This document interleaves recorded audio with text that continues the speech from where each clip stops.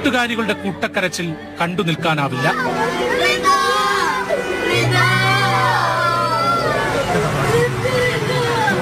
ഒരിക്കൽ പോലും കണ്ടിട്ടില്ലാത്തവരും കണ്ട് കൊതി തീരാത്തവരും ഹൃദയം തകർന്ന് യാത്രാമൊഴിയേകി.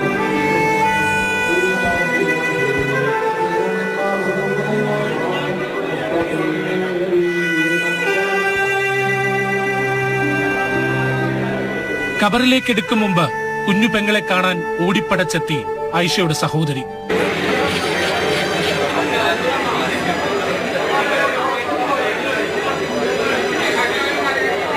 മയ്യത്ത് നമസ്കാരം കഴിഞ്ഞ് തുപ്പനാട് ജുമാ മസ്ജിദിലേക്ക്. ആ മയ്യത്തുകെട്ടലുകൾ ചുമന്നവർ മനോവേദന കൊണ്ട് മുറിവേറ്റ് 150 മീറ്റർ ദൂരം നടന്നു.